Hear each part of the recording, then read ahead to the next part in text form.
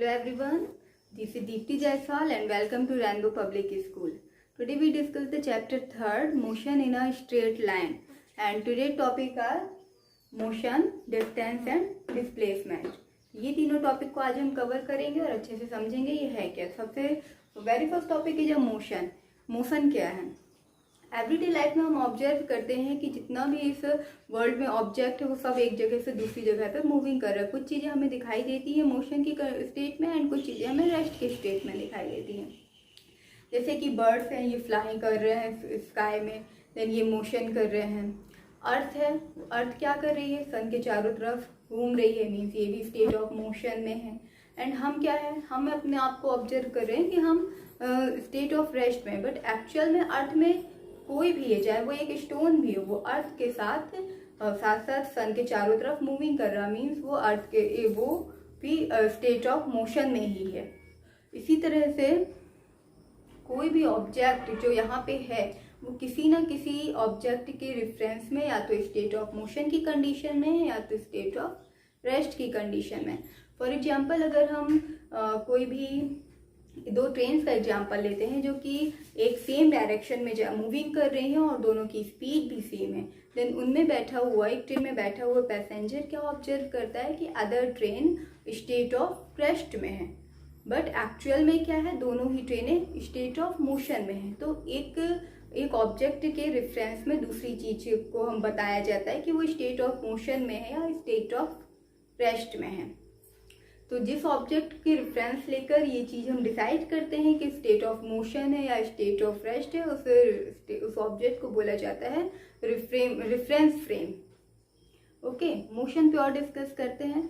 There are 3 types of motion: 1 dimensional motion, 2 dimensional motion and 3 dimensional motion. For 1 dimensional,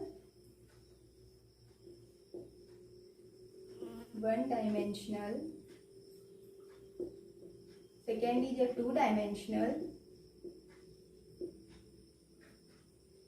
and third is a 3 dimensional.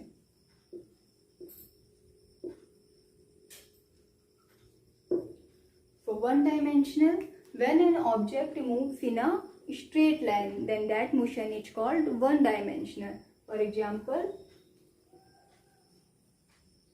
ये कोई object है जो कि ए पे है, ओ पे है, एंड ये मूविंग करने के बाद ए पे पहुंच जाता है, देन हम कहेंगे कि ये 1 डायमेंशनल मोशन है। अगर एक कोई कार है जो कि रोड पे ट्रेवल कर रही हो, स्ट्रेट प्लेन पे स्ट्रेट रोड पे ट्रेवल कर रही है, देन हम उसको बोलेंगे उसकी मोशन क्या है, 1 डायमेंशनल मोशन है। इसी तरह से 2 डायमेंशनल।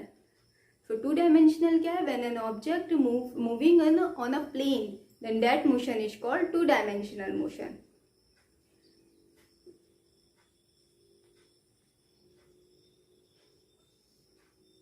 ये एक प्लेन है, इसको x एंड y।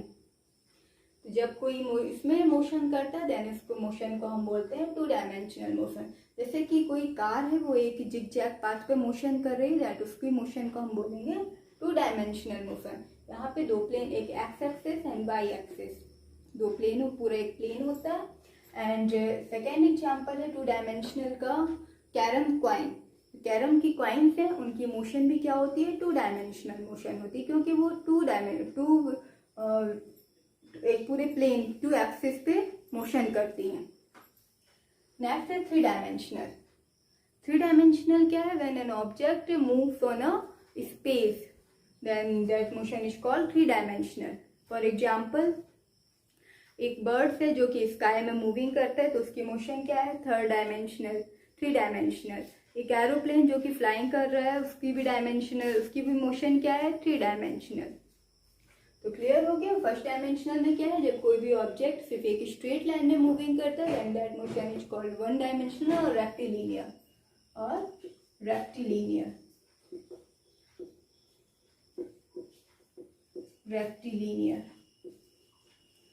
और 2 डायमेंशनल, जब कोई भी प्लेन 2 डायमेंशंस मीन्स एक प्लेन, कोई भी ऑब्जेक्ट एक प्लेन में मूविंग करता है, देन उसकी मोशन को बोला जाता है 2 dimensional.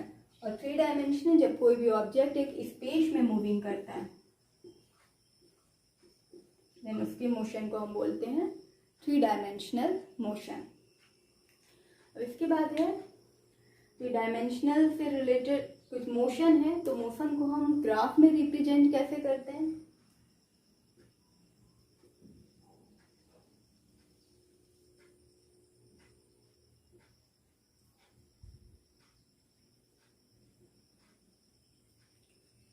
One, two, three and four, -1, -2, -3।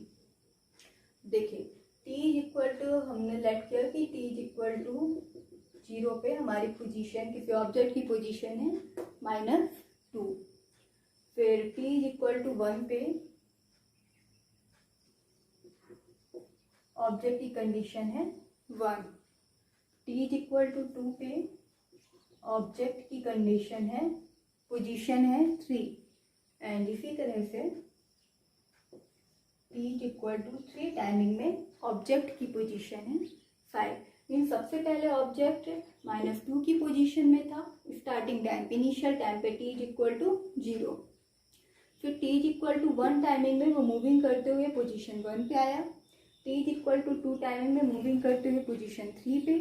फिर t is equal to 3 timing में मूविंग करते हुए पोजीशन 5 पे आया। तो इसको हम ग्राफ में कैसे रिप्रेजेंट करेंगे?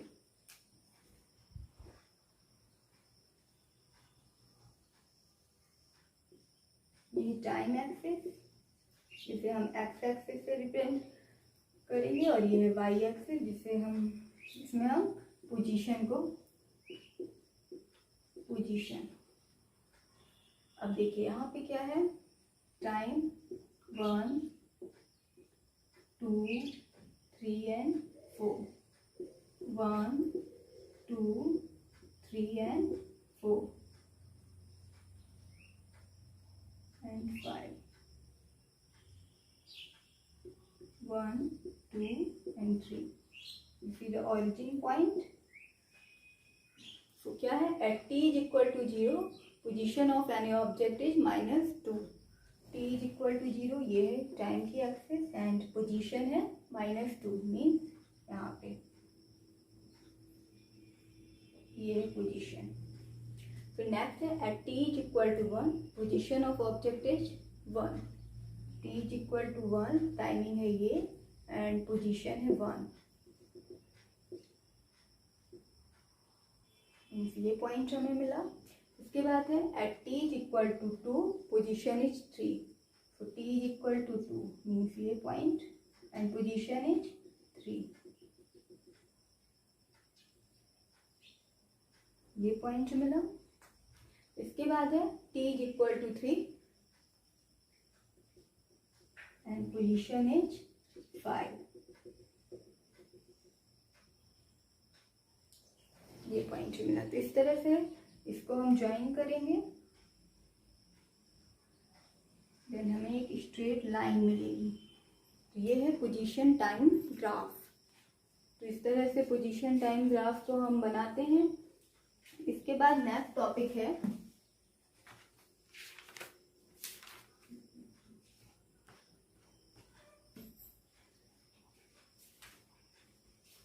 Distance and displacement.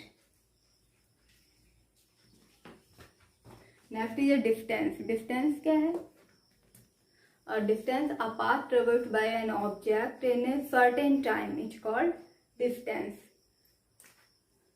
जैसे कि ये कोई ऑब्जेक्ट है, एक ऑब्जेक्ट ओ पोजीशन पे रखा हुआ है, देन वो ओ पोजीशन से ए पोजीशन पे एक सर्टेन टाइम में ट्रेवल करता है। तो जितना भी पाथ इसने ट्रेवल किया, that path is called distance. And distance is a scalar quantity. क्योंकि इसको रिप्रेजेंट करने के लिए हमें इसको फाइंड करने के लिए किसी भी डायरेक्शन की जरूरत नहीं है। अगर हम कहें कि एक कार 10 किलोमीटर गई, देन 10 किलोमीटर उसने पाथ ट्रेवल किया, मीन्स वो उसकी डिस्टेंस है। अब ये बताने की यहाँ पे जरूरत नहीं है कि उसने किस डायरेक्शन में डिस्टेंस ट्रेवल किया है। तो किसी भी डायरेक्शन में हो, अगर उसमें बिना डायरेक्शन कोई भी डायरेक्शन है, वो डिस्टेंस है। इसके बाद इसका डायमेंशनल फॉर्मूला क्या होगा? ये डिस्टेंस है मीन्स एक लेंथ है, So MLT, M0 is a dimensional formula of distance. And इसके बाद SI यूनिट मीटर. ओके, तो ये हो गया डिस्टेंस. तो डिस्टेंस क्या है? कोई भी डिस्टेंस, जितना कोई भी पाथ जो कोई ऑब्जेक्ट ट्रेवल करता है किसी सर्टेन टाइम में, उस पाथ को हम बोलते हैं डिस्टेंस. नेक्स्ट है डिस्प्लेसमेंट.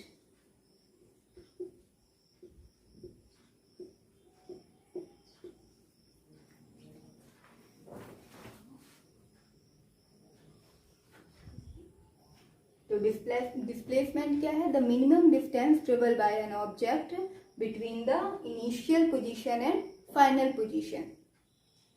कोई ऑब्जेक्ट है, इसने यहाँ से ए से उसने ट्रेवल स्टार्ट किया, बी तक गया, एंड बी से फिर उसने ए तक आया. तो यहाँ पे डिस्प्लेसमेंट क्या होगी? Displacement minimum distance between the initial and final position. ये यहाँ से ए तक गया और फिर बी से ए तक फिर से वापस आ गया. देन इनिशियल पॉइंट भी ए है एंड फाइनल पॉइंट भी ए है, तो इसका डिस्टेंस मीन्स 0. यहाँ पे डिस्प्लेसमेंट क्या होगी? 0. इसी तरह से अगर हम point A and point B, A and B, A से बी तक कोई ऑब्जेक्ट ट्रेवल कर रहा है, देन इसके 3 पाथ हो सकते हैं. एक डायरेक्ट वो ए टू बी पे जा सकता है, ये फर्स्ट वे को फॉलो करके, and second way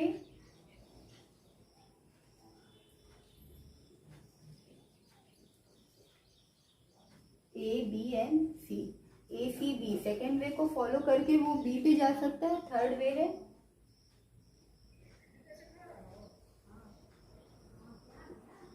A E B. तो यहाँ पे 3 वे हैं ए से बी तक जाने के. First way A B, second way क्या है? A C B, and third way क्या है? A E B. A E B. तो यहाँ पे हम 3 वे से जा सकते हैं. तो यहाँ पे देखिए डिस्टेंस क्या होगी? फर्स्ट वे पे डिस्टेंस क्या है? A B, and second way पे डिस्टेंस क्या है? सेकेंड वे पे डिस्टेंस होगी A C plus C B. But displacement क्या होगा? डिस्प्लेसमेंट होती है सिर्फ शॉर्टेस्ट लेंथ जो इनिशियल एंड फाइनल के बीच में होती है. इनिशियल ए थी, फाइनल ए, तो हमारी डिस्टेंस ए बी ही होगी. इसी तरह से थर्ड वे पे डिस्टेंस तो A E plus E B होगी, बट हमारी डिस्प्लेसमेंट क्या होगी? Only A B. तो ये होता है डिस्प्लेसमेंट. और एक और एग्जांपल लेते हैं. अगर हम 10 किलोमीटर ए तक जाते हैं, ओ से ए तक हम 10 किलोमीटर ट्रेवल करते हैं और फिर अपने इनिशियल पोजीशन पे वापस आते हैं ओ पे 10 किलोमीटर, देन डिस्टेंस कितनी हो जाएगी? 20. बट हमारी डिस्प्लेसमेंट क्या हो जाएगी? 0. इसी तरह से अगर हम किसी सर्कुलर मोशन पे ट्रेवल करते हैं तो यहाँ पे भी डिस्टेंस कितना होगी? सर्कमफेरेंस ऑफ सर्किल, ये तो डिस्टेंस हो जाएगी, बट डिस्प्लेसमेंट क्या होगा? 0. क्योंकि जो इनिशियल एंड फाइनल पोजीशन का डिफरेंस है, that is a displacement. And displacement is a vector quantity.